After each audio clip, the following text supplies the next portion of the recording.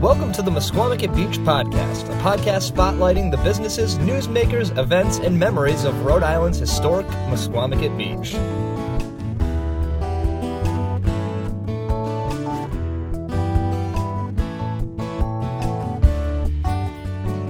Hello, everybody, and welcome back to the Mesquamaket Beach Podcast. My name is Ben Barber. I'm your host for the show, and today is the biggest episode I think we've ever done. And the last episode of this show had a sitting United States Senator on it, so that tells you how big of an episode this is. Today, my guest is Tom Wopat, the legendary Tom Wopat, Luke Duke from the Dukes of Hazzard. Not only is he just a massive television star, but also he was in Django Unchained and, many other film and television credits. In addition to that, a huge Broadway star, nominated for several Tony Awards, and an eclectic musician. He's been a country singer. He's recorded big band albums. He has about a dozen albums that cover all different genres, including his current one, Wopat, which is a singer-songwriter album, and you can find that anywhere you find music, Spotify, Apple Music, all of that great stuff. It's fantastic. He is going to be joining us for Mesquamaket Beach's Fallfest, September 14th. He's the headlining act, the 8:30 show, and in addition to that, he's also going to be joining us for the Classic Car Show from 12 to 2 with the General Lee. He's going to be taking photos and signing autographs and all of that great stuff. He was on the set of Madam Secretary, filming an episode for this coming season. He took some time out of his busy schedule to grant us an interview, and we're very, very thankful for that. So here he is, without further ado, Tom Wopat.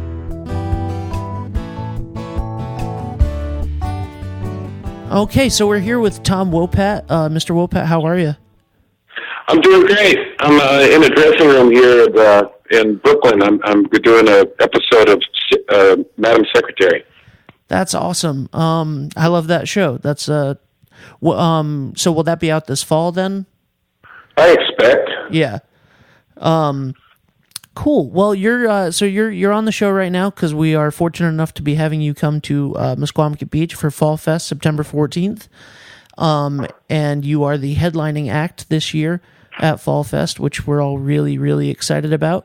You're going to be there from 12 to 2 during the Classic Car Show with the General Lee, and then later with your band to perform at around 8:45, 9 p.m. It's an absolute pleasure to talk to you. As everybody knows that's listening to this, maybe most famous for the Dukes of Hazzard being Luke Duke. Do you ever get tired of that? Well, it is what it is.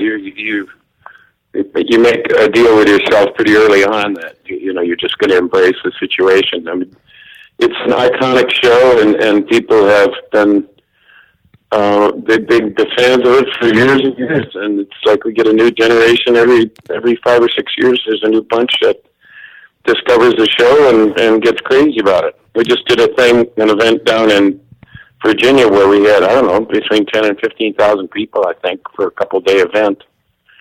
And it, keeps going.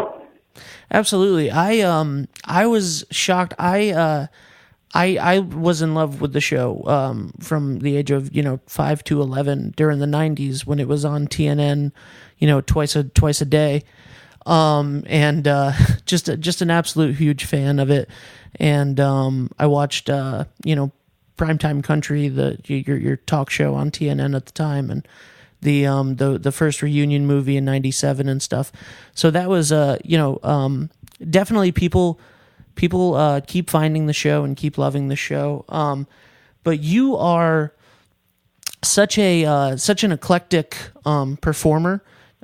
You started out on Broadway in the late '70s, right before you got the Dukes. And then you're kind of really well known for sort of a mix of everything. It's really hard to put you in one box. You know what I mean? Well, I've been lucky that I get to do a bunch of different stuff. I've been a singer since I was a little kid, so that's translated to working at Carnegie Hall and Grand Ole Opry and Hollywood Bowl and Lambeau Field. Yeah. So yeah, I've sung the anthem all over the country, but so I do a lot of singing still. This thing just came up, this Madam Secretary, so I used to do a little television acting now and then. And a couple of years ago, we did what was the movie? Django Unchained. Yep. Tarantino film. Had a nice part in that. So I've been lucky, and I like to write. I love to perform. So we got a new record that just came out a couple months ago called Wopat. Right. And it's got like 4 or 5 things that I wrote myself on there, and it's an interesting record. It's a little departure from the big band stuff that I did for a while, but we perform. I'll be performing some of that stuff up there. Do you have a favorite? So after the Dukes, you kind of you did the country thing for a while, and then after Annie Get Your Gun, when you were nominated for a Tony, you sort of moved into the big band era of music, and now the singer-songwriter stuff. I enjoy all the different kinds of singing. I'm getting ready to do a little residency at a supper club on the East Side here in New York, where I'll probably do a different show, a different genre every week. Yeah. We'll do a country show. We'll do a singer-songwriter show. We'll do a big band show. We'll do a Broadway show. So, I've had the good luck to be involved in all those things and have a certain amount of success with them. So it keeps it interesting. It keeps it fresh. Yeah, absolutely. My favorite, I think when you did Annie Get Your Gun in 99, that was right. the first thing that I ever knew of Broadway. Like I said, I was a kid that watched the Dukes on TNN in the 90s. Right. And then I really was interested in musical theater. You were the reason I ended up going to school in New York and stuff, for musical theater. And, the way that I sold it to my dad was, it's cool. Luke Duke does it. He was just on the Tony Awards. And, well, I had so much fun with Bernadette. That was one of the high points of the different stuff I've done on Broadway. And, I've done, I don't know, over a dozen shows on Broadway, I think. Well, and I've enjoyed all of them, but Annie Get Your Gun was a blast. I know that you originated a role with Catch Me If You Can with Aaron Tveit and Norbert Leo Butts. Right. And was that the first time that you were a part of sort of, because you've been in some of these, fantastic revivals. I've done mostly revivals, but Chicago Guys and Dolls and stuff. I did a show called A Catered Affair, right? Where I originated a role, and I got nominated for a Tony for that. Which do you do you like coming into something? Do you like to come into something that's classic that maybe you sort of grew up with? It's just a little different experience. I mean, basically, when I go into something, I treat it like it's new, because it's new to me. Right. I bring a different toolbox to it than anybody else does. So I figure, I'll put my own mark on whatever I do, and yeah, it's fun originating a role, I must admit. It can be a long, arduous process. I mean, that would be the downside of it, is that sometimes you'll work on something for 3 or 4 years and then it never makes it to Broadway. Right. That's frustrating. Yeah. But I've enjoyed both sides of it, both doing the replacement stuff and originating roles. Speaking of never knowing, how something's going to turn out, is it true that that the Dukes of Hazzard was only supposed to be an 8-episode summer replacement? No, it was a mid-season replacement, but it was never, just supposed to be a few episodes. I mean, the first contract we had was for 5 episodes, but by the time we were done with those, we filmed them in the fall of '78. Right. By the time we were done with those, it was already a big hit, so we knew we were going to go for a little while at least. Yeah. And the incredible. Do you enjoy the like, you're going to be at the Classic Car Show with the General Lee. You must see a General Lee more time, like almost as much now as you did then. I would have quite a bit. You Yeah. know, there's probably I would wager to say that there's got to be more than 1,000 of them in the United States. And I know that you guys, destroyed a bunch of them during the show, and you and John Schneider, of course, who is who you've performed with continuously throughout the years, including a Christmas record that I absolutely love. Well, thank you. Yeah, you're welcome.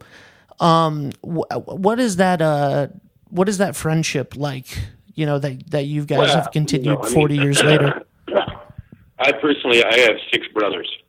I grew up in a family of 8 kids, 7 boys and 1 girl. And I just count John as another brother, basically. And we've done a lot of stuff together. We've done a lot of musical stuff together. Like you mentioned, the Christmas record, that was a blast. And actually we did not long, I don't remember. Yeah, it was after that. You know what? I don't remember if it was before or after that. We did those commercials for Auto Trader. Those were a blast too. Right. So we've managed to keep working together for years, and we enjoy each other's company. That's great. When did you start songwriting? When did you start writing your own music? I started songwriting, really early. I didn't write anything that I was really proud of until probably mid-'90s. Right. And I've put about, I don't know, maybe 8 or 10 of them on a record. I actually had a song back when I was doing country. It was the title of one of the records called "Learning to Love" that I co-wrote with a couple of other guys. So I've been doing it for a while. I'm not prolific. I don't write a lot, but right. Actually, it's topical because I'm in the middle of writing one right now. Actually. Oh, that's awesome. And do you feel a little bit more? Did you enjoy the country, like going into the country music early on when you launched, or was that sort of a pressure from the Dukes? The genres always kind of change, but at the time I went into country music, you got to remember that was right. Urban Cowboy had just hit. Yeah, and country music was kind of the MOR of the day. Right. You could make the case that if the Eagles had come along then, or James Taylor, they might have been country artists instead of pop artists. Yeah. So it was something that I was pretty comfortable with. But the big band stuff was really a blast. That was so much fun. I mean, there's a reason it's the American Songbook. Yeah. They're the best songs written in this country. So that's been a lot of fun. But it's also getting into and doing this last record, this Wopat record, to do 5 or 6 of my own songs, and then combine that with some other great artists, great songwriters. It was a lot of fun. Yeah, it's a great album. I've listened to the whole album, and I'm excited to hear you play some of the songs from it, or all of the songs from it, whatever you're gonna do on September 14th. So I'm excited for that. And what kind of music should we expect on the beach at the festival? I'll probably be doing a lot of standards. I mean, things that people recognize. I cover a bunch of different stuff. Like I might do a John Denver song, or we'll probably do American Pie. Let's see, what else do I like to do? Drift Away. Oh, nice. I like to do songs that people can sing along with, and there's like 3 or 4 of them that I do that way. And then we'll probably do at least 1 or 2 of my own. But it'll be a pretty country friendly. I mean, that's the kind of crowd usually that does those car show things. So I kind of play to the crowd. That's great. Yep. It's going to be a lot of fun. You make sure you get everybody there, because we'll have a big time. I'm going to be taking pictures, and we'll have some 8x10s and some CDs and some DVDs of the most recent film called County Line that's been shown on the Inspiration Network. So we'll have a bunch of stuff there, and we'll be having a big time. That's fantastic. I'm really looking forward to it, and I've been doing these festivals with Misquamicut for a while, and this is definitely the one I'm looking forward to the most for the past 5 years. Yeah, Caswell sounds like he's quite a character. He's I try not to talk about him too much on the show because he just gets a really big head. But I think he bought I'm going to tell you the truth. I think he bought a brand new car just to pick you up from the airport. I think that's true. Really razz him about that when he sees you. You got it, Carter. But so thank you very much for your time, and I'm excited to meet you in 2 weeks. Misquamicut Beach Fall Fest, and good luck. And I'm excited to see you on Madam Secretary this fall. It's going to be fun. All right. Well, have a great day. Thanks for your time. You too. Thank you very much, sir. All right. Bye-bye. Bye.